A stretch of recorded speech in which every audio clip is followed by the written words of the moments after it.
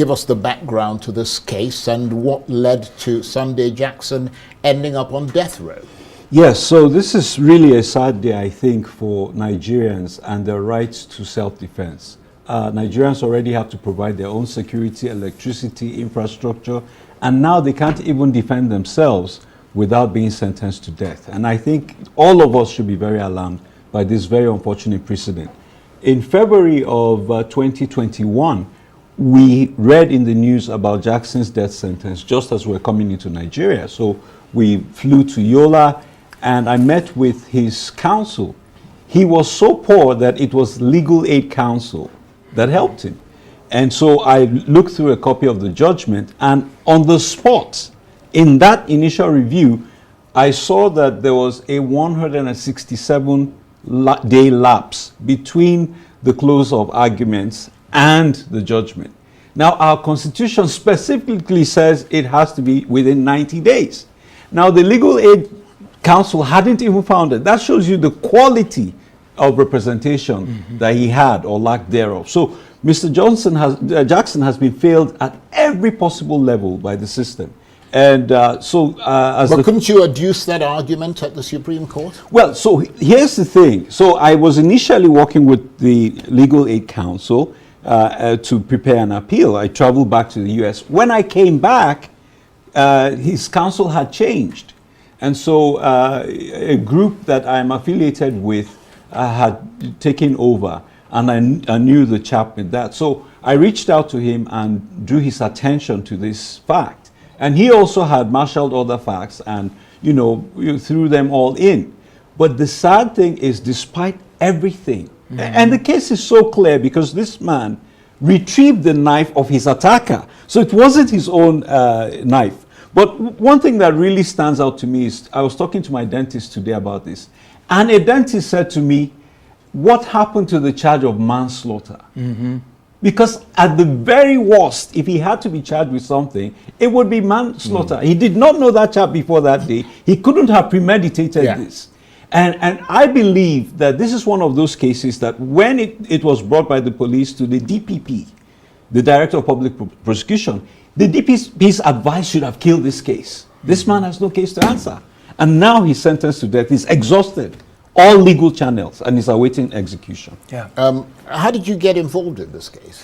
Yeah, well, Barrister Emmanuel and I have been working for a number of years here in Nigeria on human rights issues, and this is a sad day, Charles, for human rights in Nigeria. Sunday Jackson, and I'm not a lawyer, I'm a human rights advocate. Sunday Jackson, by anyone's estimation, is totally innocent. And the issue where this man was out farming, minding his own business, and then the attacker came and a struggle ensued. And of course, this man is going to defend himself. That's why we call it self-defense.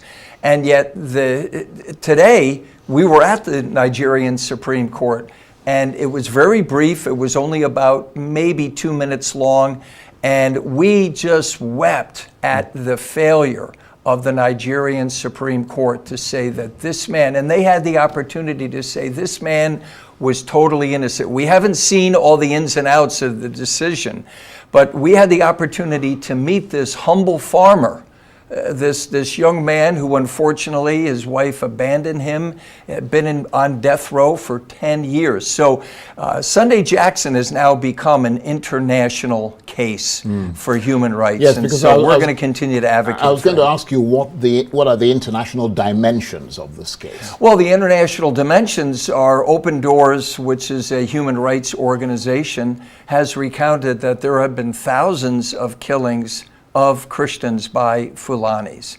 And so as a human rights advocate and as a pastor, I'm here to advocate for this man who is totally innocent.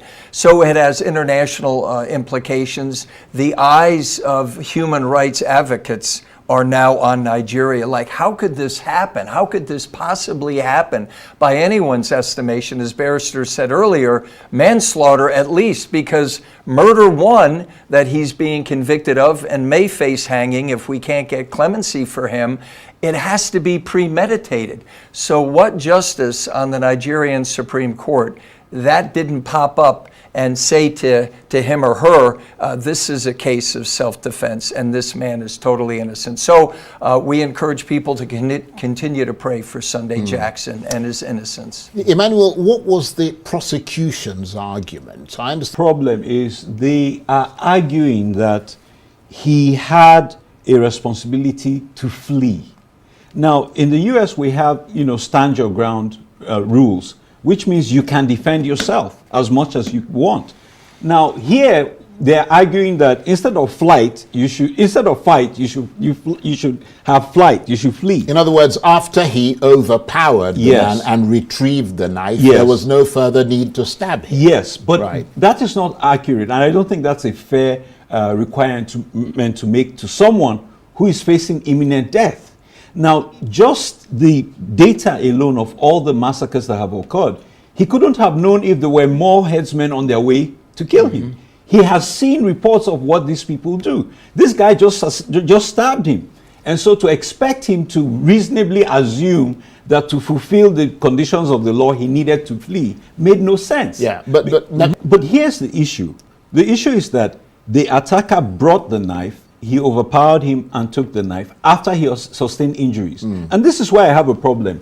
The evidence shows that he was injured in the leg. And then you say that he should have run. So he was at that moment momentarily incapacitated to even be able to run.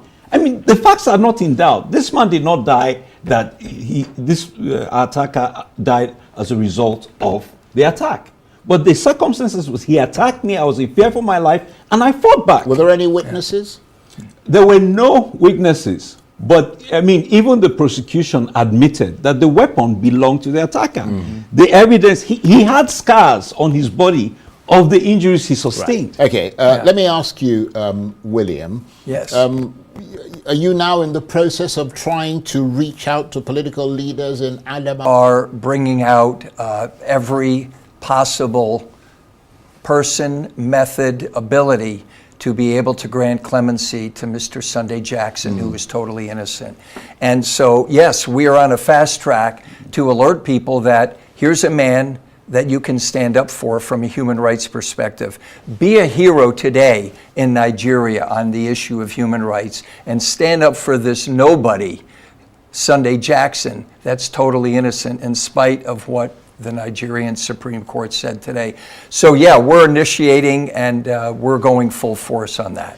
And how much time has he actually got now? Well, we're not sure what the timeline is now. Right. And just to illustrate the level of disappointment, we had someone on standby to pick him up from prison today. Yeah. And I couldn't make the call to say he's not going home, he's going to be killed. His children are ill. We've had to take care of them. His wife abandoned him. And so even in this time, he's not surrounded by his family, and we're going to put him to death. But I do want to make a quick point here about we're standing up not just for him, but for all of us. The Fulani militia have killed thousands of Christians. They've killed Muslims as well. And many of them are foreigners. So we have a situation where foreigners come and kill Nigerians with impunity, and Nigerians can't defend themselves. Yeah. In the Northwest right now, Lakawura is a Fulani terrorist group that was invited to come and help stop the terrorism of Boko Haram and bandits. And they're now killing the people they came in to protect. Right. So Nigeria is under siege. And there are more Nigerian citizens on death row in Nigeria now for defending themselves against Fulani herdsmen than there are Fulani herdsmen in Nigerian prisons in death row. That's just wrong. That's unacceptable. Upside down. So no idea how much time he's actually got. No. Because I mean that there must be a period that allows for the clemency process to well, the court did not issue their opinion today, and they said not till next week. Right. So we're on a fast track. So they just made an announcement. Correct. Right. They just made the announcement. It took 2 minutes. Right. They had 30 judgments to deliver today, so they said they couldn't read everything, and they'll just give the conclusions. So all we had was dismissed. Right. And we won't know till next week. But I will contrast this with the the death row case in Indonesia that we won. Well, I'm going to B. Well, we saw February 19th, 2021. We went to Yola and we actually had access to visit with him and to pray for him. So here's a man that has lost everything simply because he was trying to defend himself and defend his family and defend his farm. As Barrister said, how did Sunday Jackson know that there may be 20 other Fulanis that are coming right behind this gentleman who attacked him? So his mental state, you can imagine being in prison for 10 years, losing your family, losing your children, losing your wife. I mean, the man is crushed and depressed, and that's why we are going to continue to advocate for the innocence of Sunday Jackson. And Emmanuel, you were talking about Indonesia. Yes. I mean, Yeah. you've done a lot of cases across the world. Tell us about that case in Indonesia where you got a Nigerian off death row, Yes. and how that contrasts with what happened here in Nigeria. Yes, so that was a fascinating case. It's definitely one of the most complex cases I've had to deal with. And the gentleman was convicted under the identity of Emmanuel Ihejirika, which wasn't his real name.